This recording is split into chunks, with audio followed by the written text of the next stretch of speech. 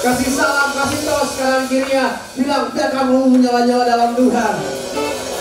Haleluya.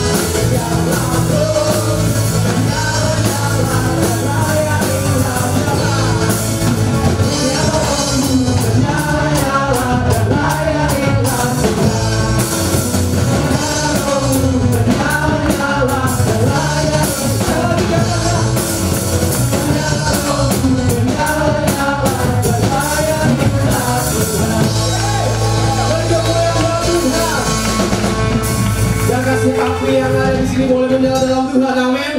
Membakar setiap kami, membakar hati. Hey.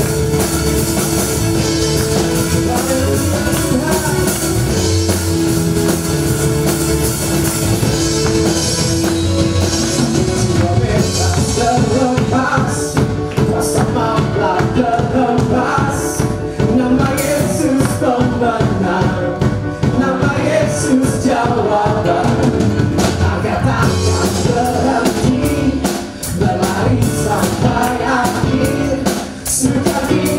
namanya, sekat aja.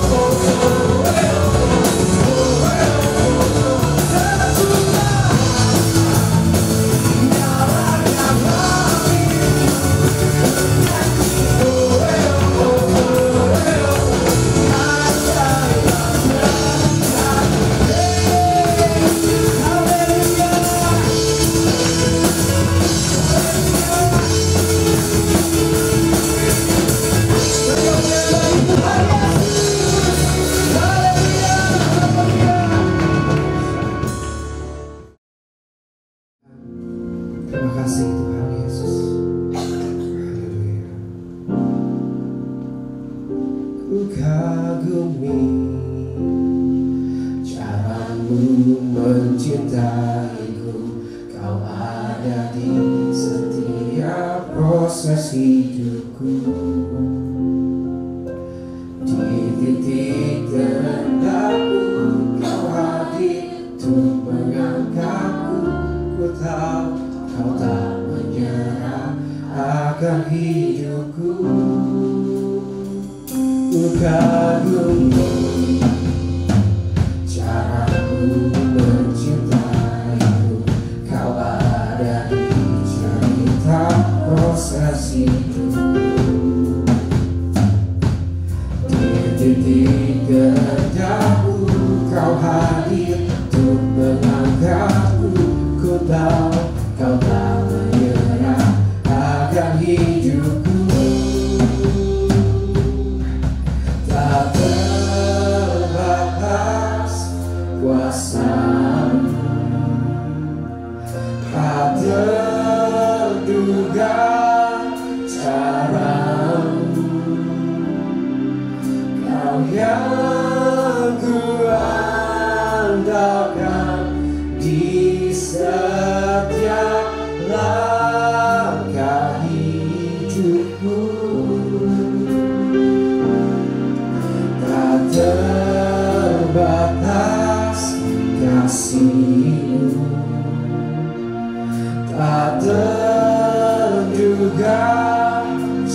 jalanmu,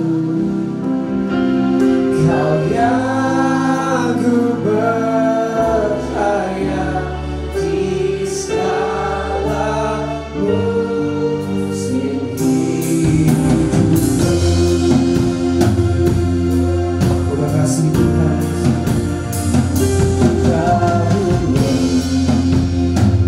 Caramu mencintaiku, Kau ada di setiap proses hidupku.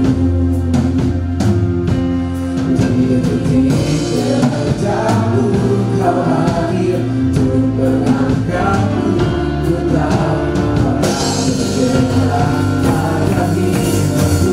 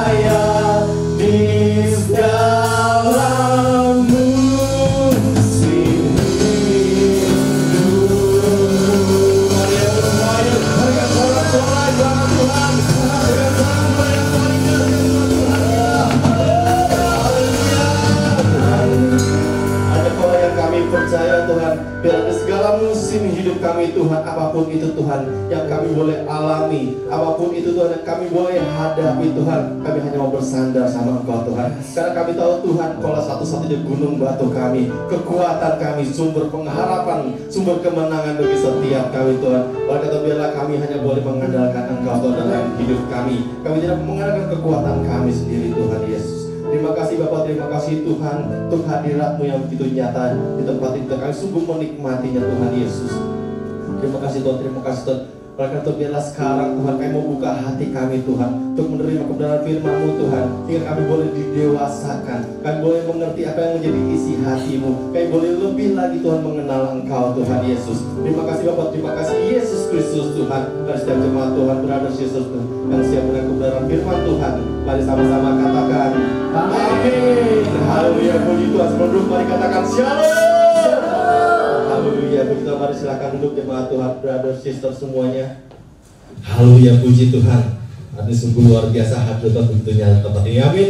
Yang merasakan hadirat tempat ini boleh lambaikan tangannya. Yang on fire boleh lambaikan tangannya. Haleluya, puji Tuhan. Saya percaya seperti tempat ini dalam keadaan yang penuh sukacita. Amin. Dan keadaan dengan api yang menyala-nyala. Sesuai dengan tema kita, masih dengan tema yang sama, keep the fire burning. Masih dengan tema yang sama. Hari ini kita mau lebih lagi belajar bagaimana kita mau menjaga api kita.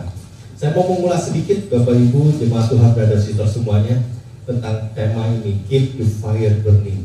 Kalau kita mau menjaga apimu tetap menyala, kita bisa lihat di ayatnya di Imamat 6 ayat yang ke-12 sampai ke-13. Kalau kita baca Bapak Ibu, kita pelajari lebih lagi. Saya mau ulas sedikit. Korban bakaran itu bicara tentang hidup kita yang kita persembahkan buat Tuhan. Setuju? Hidup kita persembahkan buat Tuhan. Minggu lalu Pastor Stephen sudah bagikan bagi setiap kita, korban itu apa kriterianya? Haruslah tidak bercela. Setuju ya? Tidak bercela. Tidak bercela sama dengan complete, the best of us. Dan kita harus berfungsi. Amin. Yang masih ingat semuanya minggu lalu Pastor Stephen sudah bagian bagi kita. Dan kalau kita ngomong api yang menyala, itu bicara tentang roh kita yang tidak boleh padam, roh kita yang terus menyala, semangat kita yang terus menyala, tidak boleh padam. Ya, kalau kita terjemahin roh, semangat itu sama-sama bukan kata spirit. Ya, jadi semangat kita, roh kita harus tetap menyala. Ya, tadi udah kita nyanyikan biarlah rohmu menyala-nyala, ya kan? Kita harus tetap semangat. Nah, pertanyaannya adalah kita udah tahu nih. Oh oke, kita harus jaga api kita tetap menyala. Oke, gimana caranya? Gimana caranya supaya api kita tetap menyala? Nah ini kita mau pelajari sama-sama ya. Ternyata Bapak Ibu, kalau Tuhan suruh kita lakuin sesuatu, kalau kita baca nih, kita apapun yang Tuhan suruh kita lakuin sesuatu, ternyata itu Tuhan gak cuma kasih soal, tapi Tuhan kasih instruksinya, Tuhan kasih buku panduannya, Tuhan kasih manual booknya. Ya, jadi nggak cuma nih kamu ngelakuin ini udah selesai terus kita cari sendiri cara. Enggak, ternyata Tuhan sudah kasih instruksinya gitu. Tinggal kita mau belajar, kita mau baca apa enggak ya. Ternyata gitu. Kalau Tuhan suruh kita jaga api kita tetap menyala, Tuhan juga udah kasih instruksinya ya. Kita bisa lihat dari ayat-ayat sebelumnya ya Bapak Ibu Saudara. Tadi ayat utamanya Imamat 6 ayat 12 sampai 13 itu sudah jelas tentang jaga apimu tetap menyala supaya tidak padam. Dan kita lihat bagaimana cara kita menjaga api. Kita lihat dari ayat-ayat sebelumnya, Imamat 6 dan ayat yang ke-9.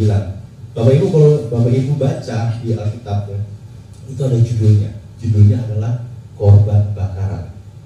Ya, di Imamat 6 ini ya, mulai dari ayat ke-8 itu judulnya korban bakaran. Kita baca sama-sama Imamat 6 ayat yang ke-9. 1, 2, 3. Perintahkanlah kepada Harun dan anak-anaknya. Inilah hukum tentang korban bakaran. Korban bakaran itu haruslah tinggal di atas perapian, di atas mezbah semalam-malaman sampai pagi. Dan api mezbah haruslah dipelihara menyala di atasnya. Amin. Jadi Bapak Ibu, ini sekarang kita mau belajar kira-kira bagaimana cara kita menjaga api kita tetap menyala. Nah, cuma sebelum kita lihat instruksinya, saya mau kita sama-sama pahami ada beberapa hal yang harus kita pahami, kita sepakati tentang korban bakaran dan bagaimana menjaga api kita tetap menyala. Kita lihat di ayat yang ke-9 ini Bapak Ibu. Yang pertama dikatakan apa? Perintahkanlah kepada Harun dan anak-anaknya. Jadi hal pertama yang harus sama-sama kita sepakati, kita pahami, kita ketahui, ternyata keep the fire burning, jaga api tetap menyala, itu adalah sebuah perintah. Setuju? Sebuah perintah. Tuhan gak bilang sama Harun kalau bisa api tetap nyala. Tuhan nggak bilang kayak gitu. Tuhan bilang perintahkanlah pada Harun. Itu perintah. Ya, kita lihat ayat yang kedua. Perintahkanlah kepada Harun dan anak-anaknya. Kalimat berikutnya adalah inilah hukum tentang korban bakaran. Tuhan jelas-jelas bilang inilah hukum. Ya, di terjemahan lain ada yang bilang tetap law, hukum. Tapi ada yang dibilang regulation atau aturan.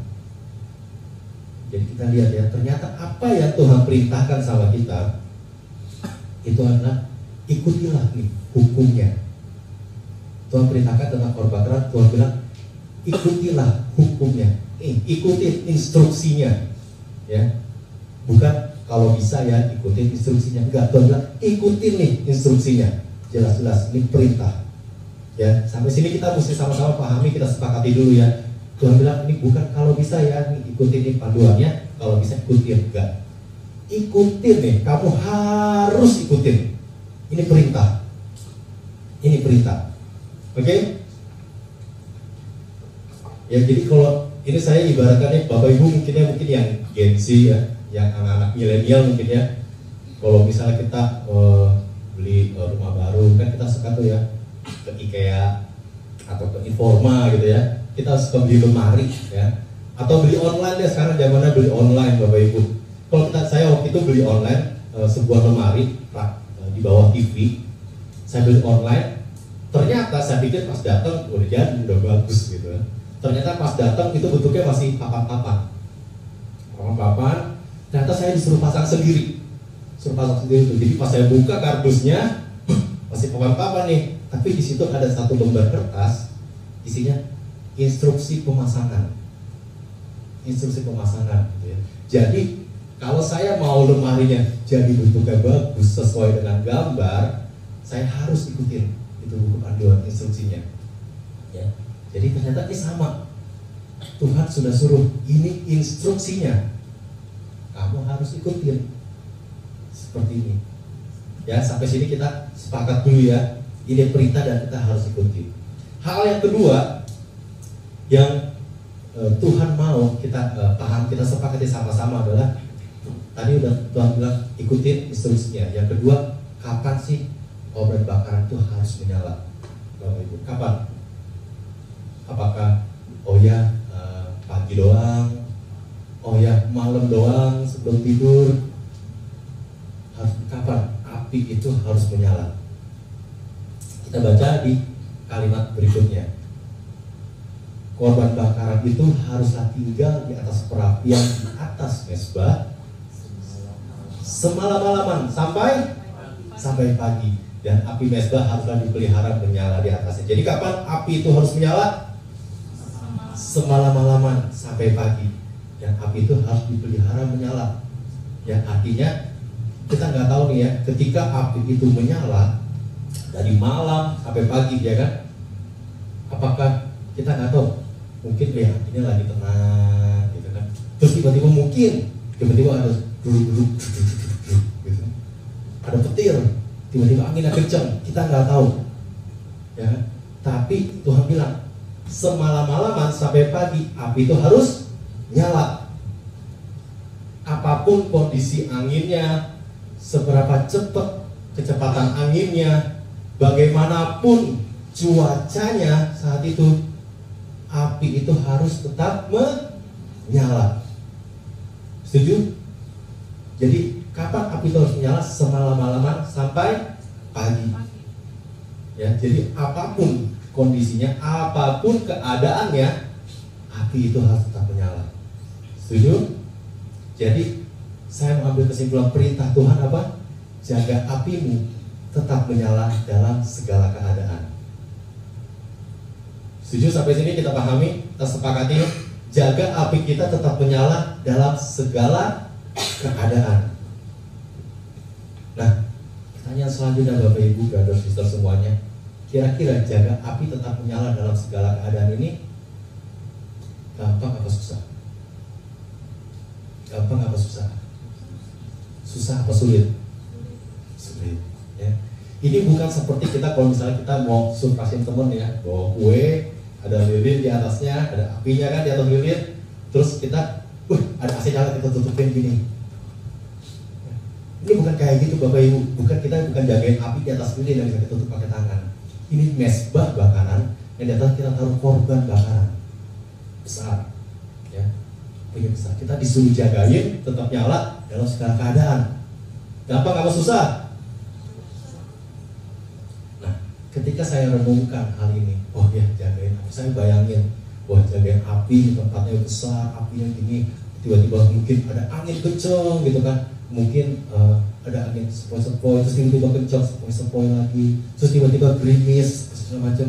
Kita harus jaga api itu tetap menyala. Saya bayangin, kira-kira kalau saya bisa nggak jaga kayak gitu? Bisa nggak ya? Apakah saya punya kemampuan, capable untuk jagain api kayak gitu tetap menyala? Lalu pertanyaan saya berikutnya, kira-kira siapa ya yang bisa? Siapa yang bisa Bapak Ibu yang jagain api kayak gitu? Yang mau dalam segala keadaan, mau ada angin pelan, angin sedang, angin kencang, badai sekalipun, gerimis, rintik-rintik hujan, dia tetap jagain api tetap nyala. Ini bukan sembarang orang Bapak Ibu. Orang yang mau tahan banting, orang yang mau keluarin effort lebih, orang yang semangatnya gak mudah padam, yang mau ikutin walaupun sulit. Kira-kira siapa orang itu? Bapak Ibu, tahan banting dalam segala keadaan, dia tetap tahan banting, dia tetap berjuang.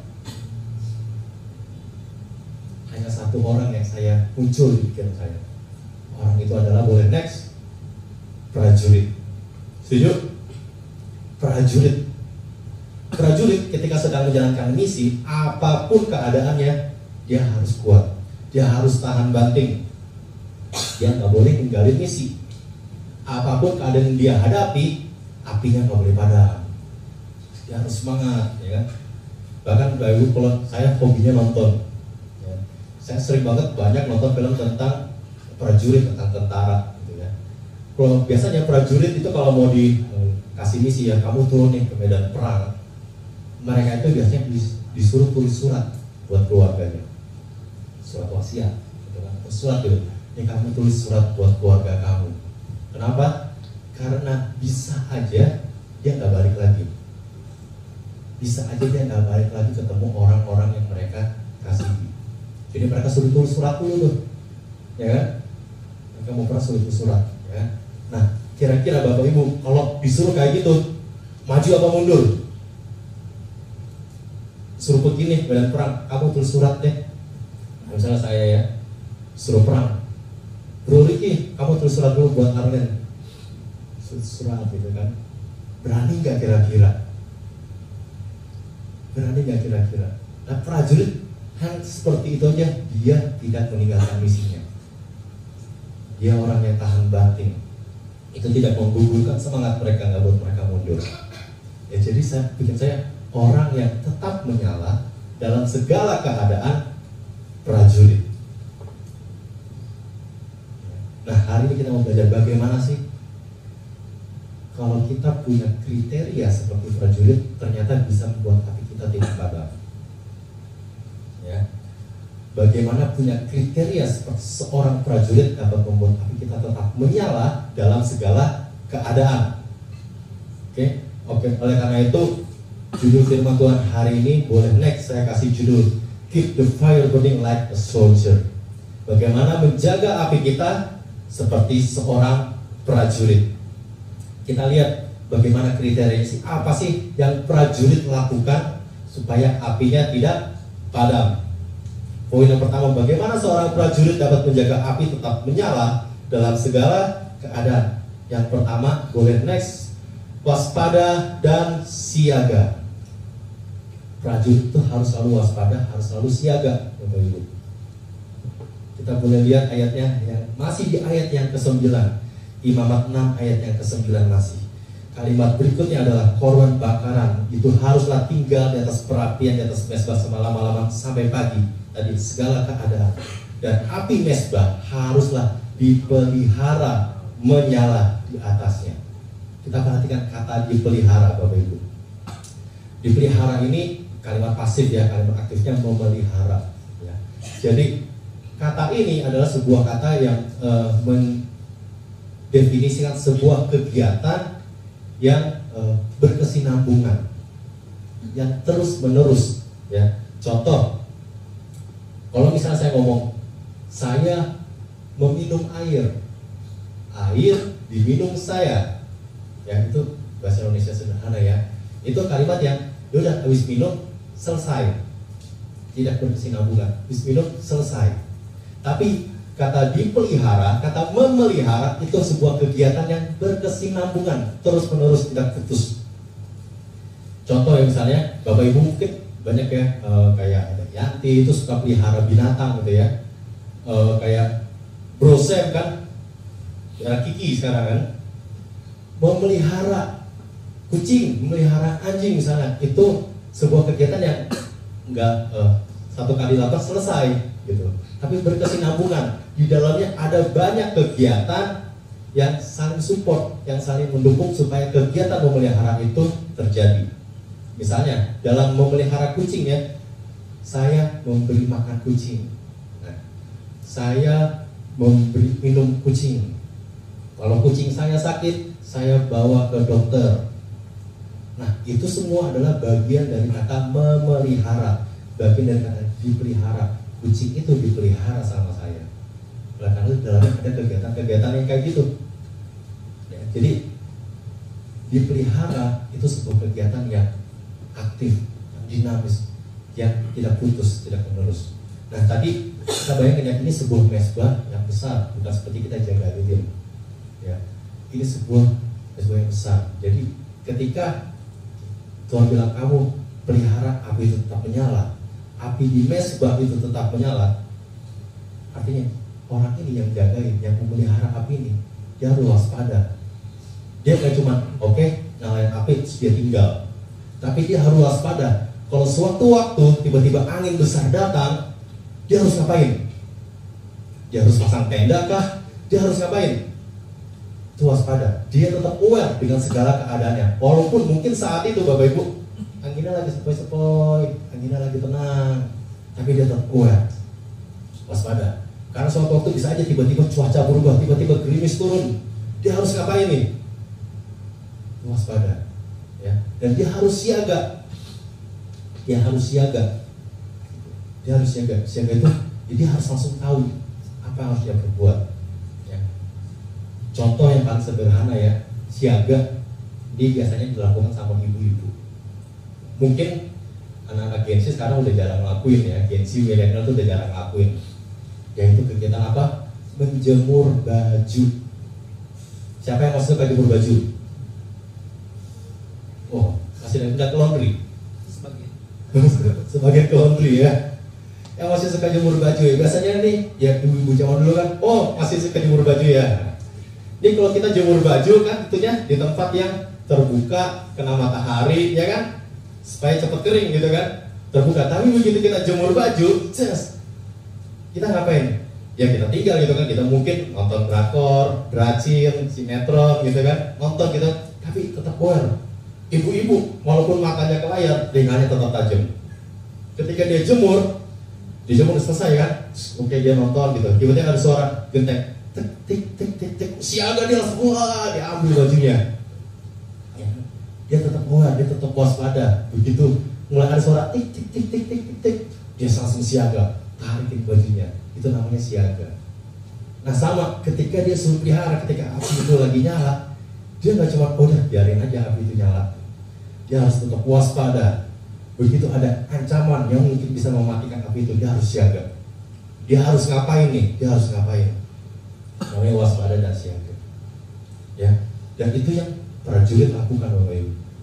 Prajurit ketika sedang dalam medan perang, dia harus selalu waspada dan siaga. Setuju? Saya pernah nonton ya prajurit tentara gitu ya, ataupun yang dalam action lah, yang jagoannya sendiri gitu kan. Dalam keadaan apapun dia harus tetap waspada dan siaga. Bahkan saya pernah lihat sebuah tentara gitu, dalam keadaan tidur pun dia tetap waspada dan siaga. Bahkan dia pegang senjata tidurnya gitu kan, tidur di lantai atau di balok kayu gitu kan, pegangin senjata gitu. Begitu ada suara langkah kaki aja dikecok, dia langsung siaga. Itu prajurit. Dalam keadaan apapun dia tetap harus waspada dan siaga. Nah, itu sama tuh, prajurit seperti itu. Nah, Tuhan juga mau kita seperti itu, Bapak Ibu. Dalam keadaan apapun kita harus tetap waspada dan siaga.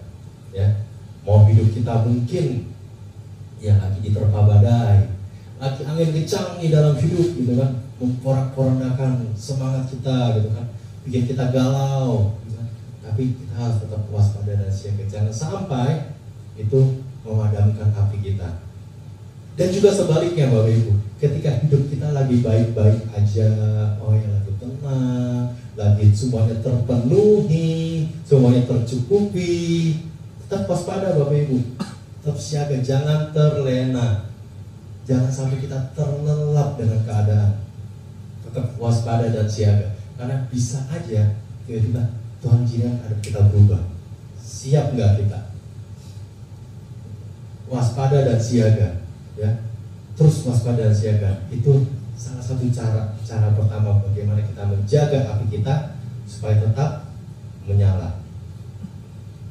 Poin yang kedua, bagaimana seorang prajurit dapat menjaga api tetap menyala dalam segala keadaan. Yang kedua, prajurit harus dalam kondisi yang terbaik.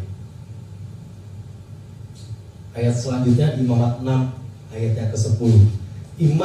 Imam haruslah mengenakan pakaian lenannya dan mengenakan celana lena untuk menutup auratnya. Artinya apa? Bayangin ya Bapak Ibu, ini seorang imam ya, apinya sudah menyala. Ketika dia lagi mau menjaga api itu nih, mungkin ada apa gitu kan, ada angin, ada apa, terus dia lagi mau menjaga, dia harus ganti baju, dia harus pakai yang lenannya, linennya, dia harus ganti baju. Dia nggak bisa pakai sembarang baju. Dia harus ganti baju, persiapan yang matang segala macam, sehingga ketika dia ingin memelihara api itu, dia dalam keadaannya baik, kondisi yang rapi, yang terbaik. Jadi dia nggak bisa tuh sembarangan. Mungkin ya kalau zaman sekarang saya bilang, kalau kita kan koko muda di rumah suka pakai setang aja gitu kan, pakai celana pendek gitu kan, dia lagi nyantai gitu kan. Nah bayangin kalau tiba-tiba kita disuruh jemur baju tadi, disuruh jemur baju, tapi kalau kamu mau angkat jemuran, kamu harus pakai yang rapi, pakai kemeja, pakai celana bahan, pakai ikat pinggang, pakai dasi, bayangin ya. Terus kita lagi nyantai nih, pakai kutang, celana pendek gitu kan, tiba-tiba suara tik tik tik tik tik hujan, terus kita buru-buru kan, mau angkat jemuran, terus kita mesti ganti baju dulu, pakai dasi dulu segala macam baru kita bisa angkat. Bayangin kalau peraturannya seperti itu. Bayangin kalau instruksinya seperti itu. Nah ini dia harus dalam kondisi yang terbaik. Ketika dia mau memelihara api itu tetap nyala, dia harus dalam kondisi yang terbaik. Sama prajurit juga seperti itu. Prajurit ketika dia mau diturunkan ke dalam medan perang, dia harus dalam kondisi yang terbaik. Makanya kalau Bapak Ibu, kalau mungkin ada yang temannya tentara, tanyain deh. Kalau ketika mereka mau diturunkan ke medan perang, mereka pasti harus dicek dulu kondisinya. Dalam keadaan yang terbaik apa enggak, dalam keadaan yang prima atau enggak, dicek dulu tuh kesehatannya, psikologisnya, mentalnya gitu kan. Jangan sampai ketika mereka turun ternyata lagi kena mental health. Wah, dia harus dalam keadaan yang terbaik. Dan prajurit itu pasti dicek secara berkala Bapak Ibu, berkala, supaya apa? Memastikan mereka apapun mereka harus diturunkan, mereka sedang dalam keadaan yang terbaik. Itu prajurit. Nah, bagaimana supaya api kita tidak padam? Pastikan kita selalu dalam kondisi yang terbaik. Ingat ya, tadi semalam-malaman sampai pagi, situasinya bisa berubah dalam sekejap. Kita nggak tahu apa yang akan kita hadapi 1 jam lagi, 1 menit lagi, kita nggak tahu. Kita pulang, apa yang akan kita alami kita nggak tahu. Tapi ketika itu terjadi, pastikan kita sedang dalam kondisi yang terbaik. Selalu check up. Waktu itu sempat bagikan kita ke Bapak Ibu, check up. Lakukan check up secara rutin. Check up hati kita. Check up apakah kita dalam kondisi yang terbaik atau enggak. Selalu introspeksi diri. Kalau dikasih masukan, dikasih saran, terima, introspeksi diri. Selalu menganalisa diri kita. Ini kita lagi kenapa ya? Oh mungkin minggu ini kita lagi galau-galau. Kenapa ya? Oh lagi nggak mood kerja. Kenapa ya? Kita selalu cek.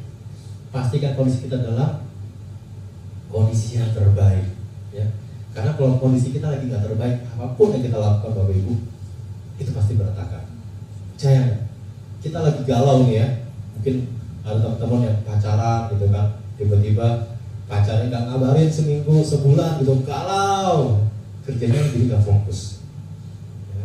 Deadline molor, ujung-ujungnya apa bos marah, karena kemana-mana impactnya. Ya, jadi pastikan apapun keadaan kita, kondisi kita tetap lagi yang terbaik. Ya. Supaya api kita tetap menyala dan tidak padam. Langsung poin yang ketiga, bagaimana seorang prajurit dapat menjaga api tetap menyala dalam segala keadaan. Yang ketiga adalah prajurit harus totalitas. Prajurit harus totalitas. Tadi yang pertama adalah prajurit pasti waspada dan siaga. Yang kedua, prajurit harus dalam kondisi yang terbaik. Yang ketiga, prajurit harus totalitas. Nomor 6 ayat yang ke-10. Lalu ia harus mengangkat abu yang ada di atas mezbah sesudah korban bakaran habis dimakan api, dan haruslah ia membuangnya di samping mezbah. Kita akan fokus dengan kata habis dimakan api. Jadi korban bakaran itu tadi, korban bakaran itu apa? Hidup kita yang kita persembahkan buat Tuhan. Itu harus habis dimakan api. Ya, jadi enggak setengah matang, enggak medium well, enggak cuma sampai well done, tapi sampai habis dimakan api. Ya, hidup kita harus sampai habis dimakan api. Jadi totalitas itu bicara tentang apa? Boleh next, bicara tentang totalitas itu harus sampai tuntas. Tidak setengah hati, bukan dengan sepenuh hati, tidak menyerah, tidak berhenti di tengah jalan, tuntaskan dengan excellent. Tadi Tuhan berkata, ikutilah instruksi ini. Jadi kita harus selesaikan semua instruksinya dengan excellent, dengan tuntas sampai habis. Kita mau hidup kita dibakar sampai habis, bukan hanya sampai oke, udah matang, oke, tapi sampai habis. Ya, tidak menyerah, tidak berhenti di tengah jalan. Seorang prajurit juga kayak gitu. Dia ketika sudah diturunkan ke medan perang, Bapak Ibu, dia nggak boleh berhenti di tengah jalan. Ya. Pernah tahu kalau ada prajurit yang lagi perang tiba-tiba dia mundur, itu pasti dia langsung kena diadili ya oleh pengadilan militer biasanya. Karena prajurit itu nggak boleh mundur, dia harus tetap maju apapun yang terjadi. Kalau dia sudah memutuskan untuk diturunin ke medan perang, dia harus terus maju. Ya. Dan Bapak Ibu, kalau kita belajar ya, semua cerita-cerita di Alkitab itu bicara tentang totalitas, bicara tentang sampai tuntas. Tuhan Yesus ketika disalib dia berkata apa? It is finished, sampai selesai. Bayangin ya, kalau tengah jalan dia nyerah, tengah jalan dia berhenti. Bayangin, banyak cerita-cerita itu berkata dengan totalitas. Contoh Musa ketika dia sama bangsa Israel menyeberangi lautan, Musa membelah lautan kan, membelah, terus mereka nyebrang. Bayangin nih Bapak Ibu, ini kita bayangkan ya, kita sama Musa, kita maksudnya lagi nyebrang nih, kita tiba-tiba di tengah-tengah lagi jalan, kita capek, kita berhenti, istirahat dulu deh, yang lain tetap maju jalan, kita berhenti di tengah jalan. Apa yang terjadi ketika air itu menutup lagi? Habislah kita. Ya, itu bicara tentang totalitas, jalani sampai tuntas. Nuh, ketika Tuhan bilang buat bahtera, ya selesaikan sampai tuntas. Bapak Ibu bayangin kalau ceritanya adalah Nuh tengah-tengah lagi ngebangun terus dia nyerah, itu jadi proyek mangkrak bahtera. Yang gak jadi jadi proyek mangkrak gitu bahtera. Ya, jadi semua itu bicara apa? Selesaikan sampai tuntas. Ini instruksinya, ini hukumnya, ini panduannya, selesaikan sampai tuntas. Itu bicara tentang totalitas sampai tuntas. Nah, tapi totalitas itu juga bicara tentang apa? Boleh next lagi? tidak bersisa. Tadi sampai habis, ya. Korban bakar itu sampai habis dibakar, ya. Sampai habis dimakan api. Artinya apa? Tidak bersisa. Nah, kalau kita ingin melakukan sesuatu, hidup kita tadi kalau bicara tentang hidup kita yang kita persembahkan buat Tuhan, itu harus sampai habis dimakan api. Dan kita tidak boleh bersisa. Ya, tadi tidak sepenuh hati, tidak setengah hati, harus dengan sepenuh hati. Penyerahan diri total. Kalau tadi bicara tentang hidup kita bakar buat Tuhan sampai habis, artinya apa? Nggak ada bagian buat kita. Semua bagian itu buat Tuhan.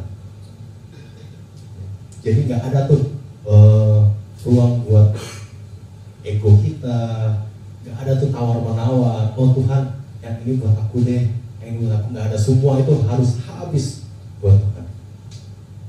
Ternyata sama, prajurit juga seperti itu Bapak Ibu.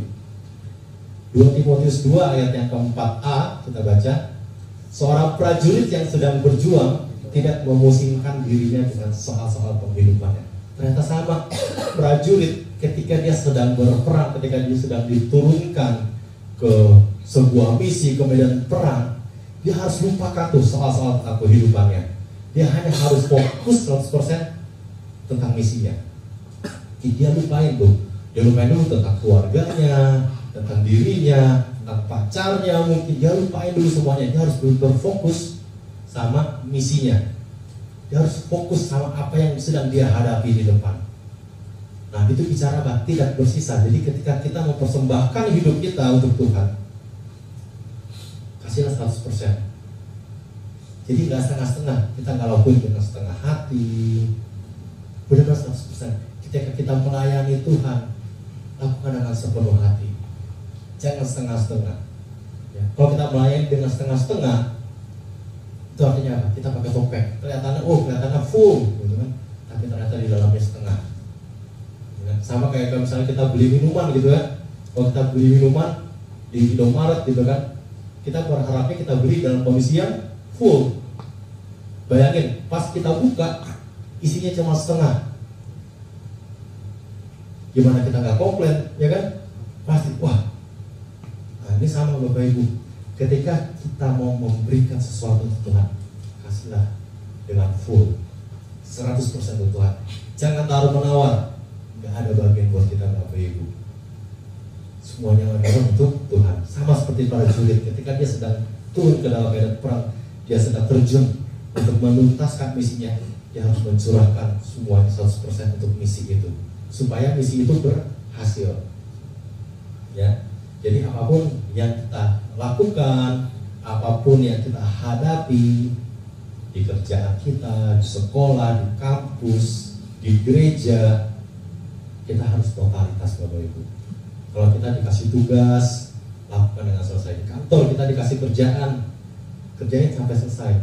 Di sekolah dikasih PR, dikasih tugas, kerjain sampai selesai. Di gereja dikasih tugas pelayanan, sekarang kerjakan sampai selesai. Jangan tengah jalan mundur. Ya, dan lakukan semuanya itu untuk Tuhan. Ya, kerjakan. Kalau kita kerja, lakukan seperti kita melayani Tuhan, kita kerjakan untuk Tuhan. Ya, totalitas, artinya tidak setengah hati, lakukan dengan sepenuh hati. Itu bisa tentang apa? Excellent 100%. Totalitas, tidak bersisa, lakukan 100% untuk Tuhan. Gak ada bagian kita, gak ada ruang buat kita memegahkan diri, dan semua itu kita lakukan untuk Tuhan. Ya, kita udah belajar tadi, jadi prajurit harus waspada dan siaga. Jadi prajurit harus dalam kondisi yang terbaik apapun keadaannya. Mau angin pelan, angin kenceng, badai sekalipun, harus dalam kondisi yang terbaik. Jadi prajurit harus totalitas. Nah, saya mau tanya Bapak Ibu, jadi prajurit gampang apa susah? Susah apa sulit? Susah, sulit. Jadi prajurit itu sulit, ya kan? Pertanyaannya nih, tadi kan, wah, kelihatannya jadi prajurit itu keren ya, harus siaga, menyala dalam segala keadaan, gitu kan? Saya mau tanya, jadi prajurit bisa capek nggak? Bisa capek nggak? Bisa. Jadi prajurit bisa capek. Jadi prajurit juga bisa merasa kesulitan. Tapi bagaimana prajurit tetap on fire? Walaupun dia capek, ya.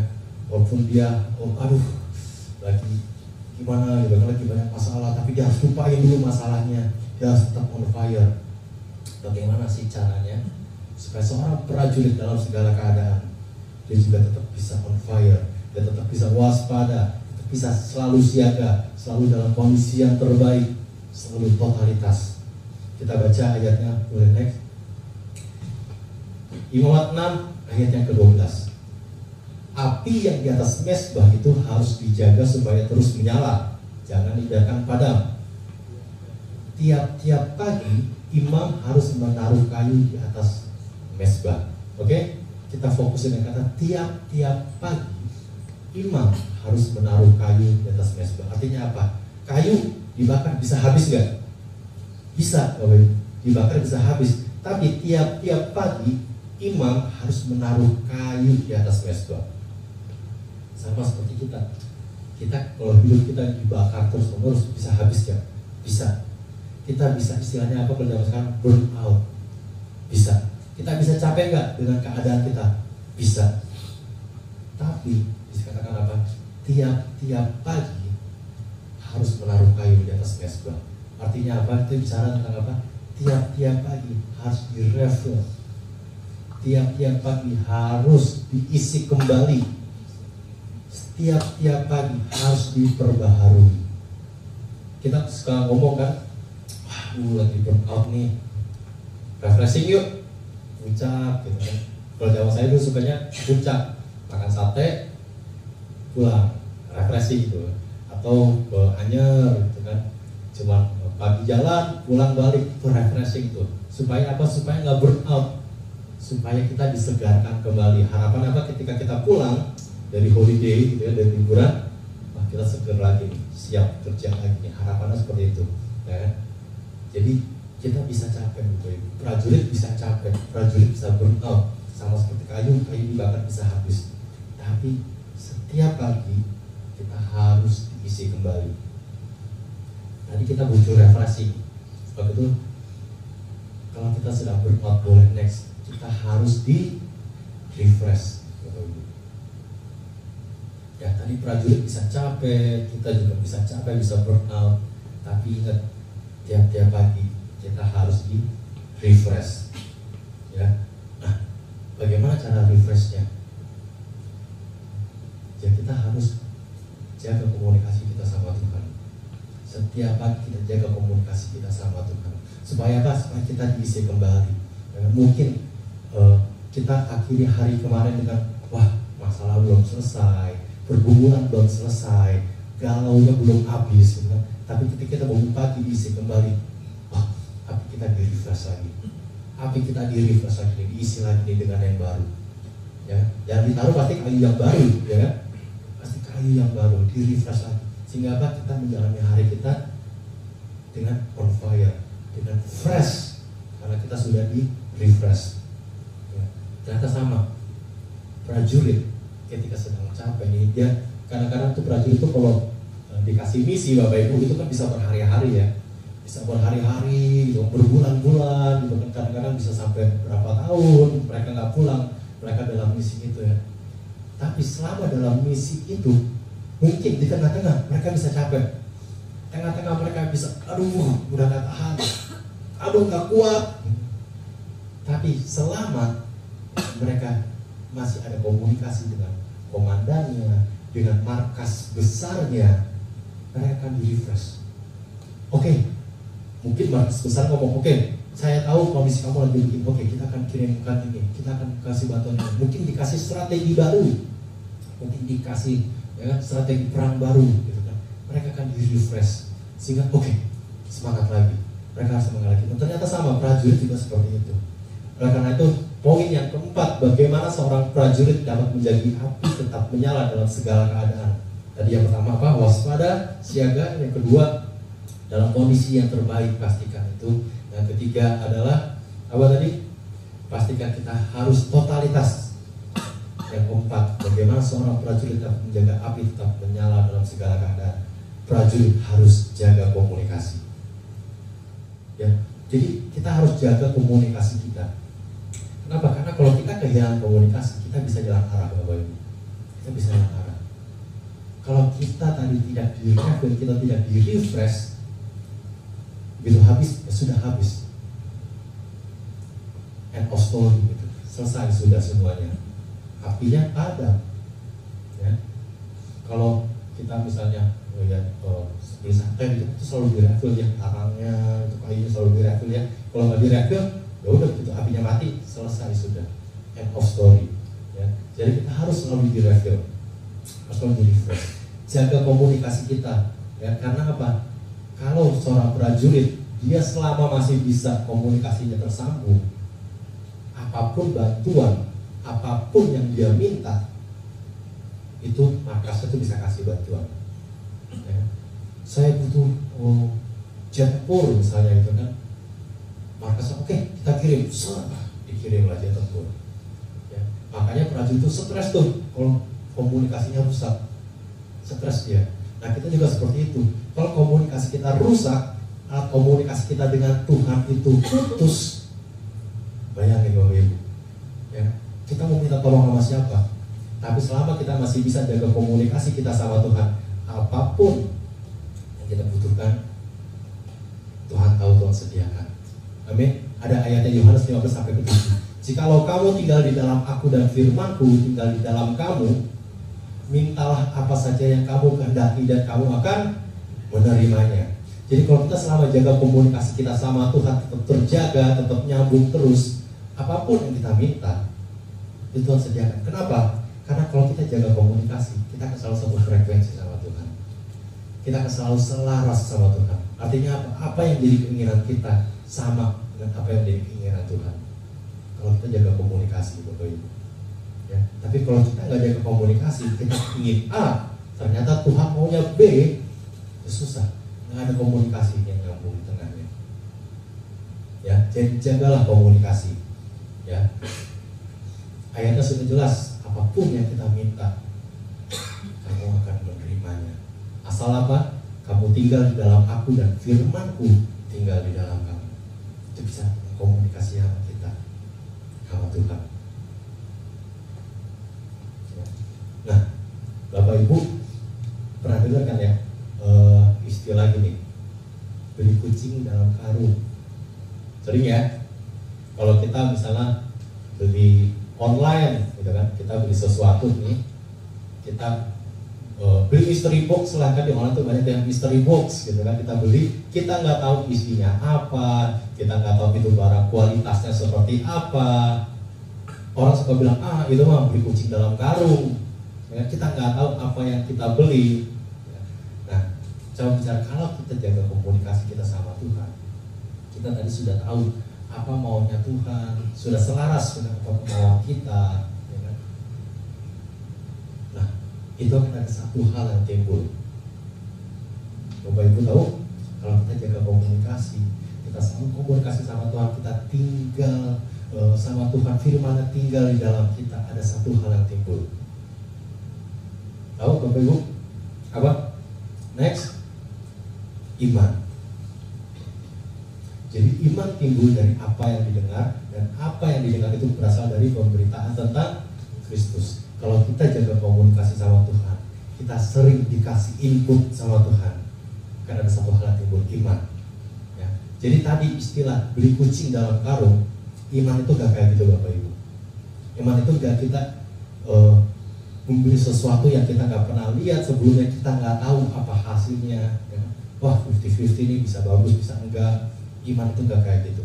Iman itu adalah kita beli walaupun kita nggak tahu isinya apa, walaupun kita nggak tahu ini bentuknya seperti apa, tapi kita percaya itu pasti bagus, kita percaya kualitasnya pasti yang terbaik. Kenapa bisa begitu? Karena kita tahu siapa yang jual, kita tahu, kita kenal siapa yang jual, kita sering ngobrol siapa yang jual.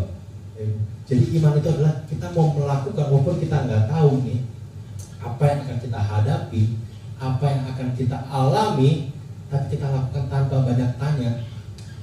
Itu iman. Kenapa? Karena kita tahu siapa ini yang kita ajak ngobrol, kita kenal siapa nih yang akan menyediakan. Jadi itu iman. Nah jadi Bapak Ibu, kalau kita jaga komunikasi sama Tuhan terus, jaga komunikasi kita tidak pernah terputus, kita banyak akan lakukan walaupun kita nggak tahu apa yang akan kita hadapi.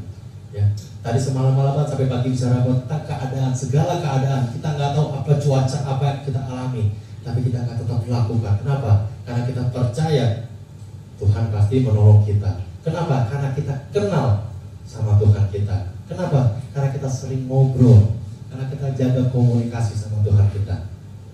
Ya, jadi itu juga salah satu cara bagaimana supaya api kita tidak padam. Ya, jadi Bapak Ibu, yang terakhir adalah jaga komunikasi, karena dari situ iman kita timbul. Ya, dan kalau iman kita timbul, kita akan lakukan tanpa banyak tanya, akan lakukan tanpa kita ragu-ragu, kita lakukan dengan percaya. Kenapa? Karena kita tahu Tuhan kita pasti akan kasih yang terbaik buat kita. Tuhan kita pasti akan kasih jalan yang terbaik buat kita, akan kasih strategi perang yang terbaik buat kita. Ya, jadi itu bagaimana supaya api kita itu tidak padam. Yang terakhir, jaga komunikasi sama Tuhan. Ternyata tadi prajurit itu sama ya. Kalau dia mau berhasil, dia mau tetap on fire, komunikasi sama mereka tidak boleh terputus. Ya, jaga komunikasi kita. Jadi tadi poin yang pertama, bagaimana kita menjaga api kita supaya tetap menyala. Bagaimana kita menjaga api kita seperti seorang prajurit. Yang pertama, waspada dan siaga. Yang kedua, pastikan kita dalam kondisi yang terbaik. Yang ketiga, pastikan kita harus totalitas. Yang keempat, pastikan kita harus jaga komunikasi kita, tidak boleh sampai terputus. Amin. Yang terakhir, saya boleh undang bell singers. Nah, setelah kita tahu Bapak Ibu bagaimana kita menjaga api kita supaya tetap menyala, bagaimana kita menjaga api kita seperti seorang prajurit. Yang terakhir pertanyaannya, buat apa? Kenapa kita harus jaga api itu tetap menyala? Kenapa kita harus menjaga api kita supaya tidak padam? Pertanyaannya. Boleh next? Tujuannya adalah kita baca dulu di Imamat 1 ayat yang ke-9. Sebenarnya kata-kata ini diulang-ulang terus ya di Imamat 1. Kita bisa baca ini berbicara tentang jenis-jenis korban bakaran dan bagaimana kita mempersiapkan korban bakaran itu. Tapi kata-kata ini diulang terus. Apapun jenis korban bakarannya, kata terakhirnya adalah menyenangkan bagi Tuhan. Bapak Ibu bisa baca di Imamat 1. Apapun jenis korban bakarannya, tujuannya cuma satu, menyenangkan bagi Tuhan. Ternyata sama, prajurit juga sama. Kalau Bapak Ibu baca tadi di 2 Timotius 2 ayat yang keempat, seorang prajurit yang sedang berjuang tidak memusingkan dirinya dengan soal-soal penghidupannya. Supaya apa? Dengan demikian ia berkenan kepada komandannya. Ternyata sama. Ya, ini bahasa Indonesia. Kalau kita lihat terjemahan lainnya, next. Dalam terjemahan lainnya itu menggunakan katanya sama persis. Di Imamat dikatakan offering an aroma pleasing to the Lord. Di 2 Timotius dikatakan to please his commanding. Sama-sama menggunakan kata please. Kata please ini kalau kita terjemahkan kembali, itu bukan hanya menyenangkan, tapi artinya memuaskan.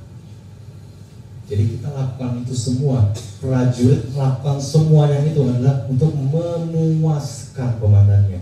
Kita lakukan itu semua untuk memuaskan Tuhan kita. Jadi bukan hanya menyenangkan, memuaskan. Ya, memuaskan itu kayak gini. Pastor Steve ini juga seorang guru ya. Kita ada beberapa, Bianca juga guru gitu ya. Ketika murid yang kita ajar, Bapak Ibu, terus memperlihatkan hasil karyanya, PR-nya, tugasnya, dan kita lihat, wah, nilainya 100, excellent. Itu bukan hanya senang, tapi puas. Dia puas melihat hasil karya anak didiknya yang excellent. Kenapa? Artinya apa? Karena yang dia instruksiin diserap dengan baik, dilakukan dengan excellent, dilakukan dengan tuntas. Nilainya 100, puas. Mungkin kalau nilainya 80 80, 90, wah ya senang. Tapi ketika nilainya 100, bukan hanya senang dan rasa puas. Kenapa? Karena instruksinya ternyata diikuti sampai tuntas. Tidak ada yang terlewatkan. Instruksinya tadi ya, Bapak Ibu, ini adalah perintah. Ikutilah instruksi ini, ikutilah hukumnya, ikutilah regulasinya. Ternyata kita ikuti, tidak ada yang terlewatkan. Semua itu memuaskan Tuhan. Jadi kalau kita jadi korban bakaran, kita ikuti semuanya. Ternyata itu semua bukan hanya menyenangkan, tapi memuaskan Tuhan. Karena tidak ada terlewatkan. Jadi tujuannya adalah seorang prajurit jaga api untuk memuaskan komandannya. Kita sebagai korban bakaran siap dibakar sampai tuntas, siap dibakar sampai habis. Tujuan cuma satu, memuaskan Tuhan. Memuaskan Tuhan. Jadi bagaimana cara memuaskan Tuhan? Ikuti setiap aturan, ikuti setiap hukumnya. Tidak ada yang terlewatkan. Kita kerjakan dengan excellent, dengan 100%. Amin. Jadi bagaimana jaga api kita? Sekali lagi, seperti seorang prajurit, pertama tetap waspada dan siaga. Yang kedua, pastikan kita dalam kondisi yang terbaik. Yang ketiga, kita harus totalitas. Yang keempat, kita bisa burn out, tapi kita pastikan kita di refresh setiap hari. Kita jaga komunikasi dan kita lakukan itu semua sampai tuntas supaya kita memuaskan Tuhan. Amin. Oke, saya mudah kita bangkit berdiri bersama. Haleluya. Yang jadi komitmen kami Tuhan. Mungkin kami nggak tahu Tuhan hari-hari ke depan kami akan seperti apa Tuhan. Mungkin kami nggak tahu apa yang akan kami alami. Kami nggak tahu apa yang akan kami hadapi Tuhan. Tapi kamu menjadi seperti prajurit Tuhan, yang selalu waspada, yang selalu siaga Tuhan, yang selalu dalam kondisi yang terbaik.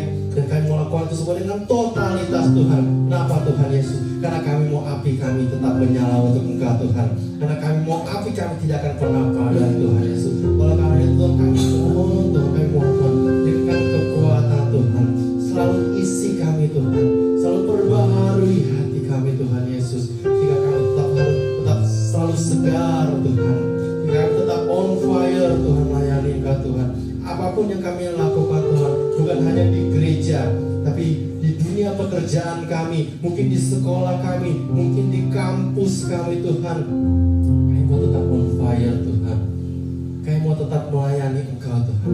Sehingga boleh banyak jiwa-jiwa Tuhan yang boleh datang sama Engkau melalui hidup kami, yang boleh terimpartasi oleh panasnya api kami Tuhan, yang boleh terimpartasi, boleh ikut terbakar Tuhan. Karena api kami yang menyala begitu hebat, yang menyala-nyala Tuhan, sehingga boleh merasakan panasnya itu Tuhan. Maka hidup kami lebih lagi Tuhan. Kami mau terus totalitas Tuhan buat Engkau Tuhan. Kami mau api kami terus menyala Tuhan buat Engkau Tuhan. Dan kami mau komitmen Tuhan, kami akan selalu jaga komunikasi kami sama Engkau Tuhan. Biar firman-Mu yang boleh tinggal di dalam kami Tuhan. Sehingga apa yang menjadi mau kami, semua itu boleh selaras dengan apa yang jadi maunya Tuhan. Sehingga apapun yang kami minta, kami akan diberikan. Terima kasih Bapak, terima kasih Tuhan. Biar api kami boleh terus menyala untuk Engkau Tuhan. Dan api kami boleh tidak pernah padam Tuhan. Sehingga hidup kami boleh memuaskan Engkau Tuhan Yesus. Terima kasih Bapak, terima kasih Yesus Kristus. Ini yang menjadi doa kami Tuhan Yesus. Kau sertai setiap kami Tuhan. Kau sertai setiap kami Tuhan Yesus. Kami tidak bisa jalan sendiri. Kami semua butuh Engkau Tuhan Yesus. Terima kasih Bapak, terima kasih Yesus Kristus. Terima kasih untuk kebenaran firman-Mu yang boleh mengisi kami, menyegarkan kami Tuhan, hingga kami boleh lebih lagi mengenal isi hati-Mu. Terima kasih Bapak, terima kasih Yesus Kristus Tuhan. Kami sudah berdoa dan mengucap syukur. Para prajurit Tuhan, firman Tuhan katakan, jika engkau merenungkan Taurat Allah siang dan malam, kau seperti tanaman yang ditanam di tepi aliran air, yang berbuah pada musim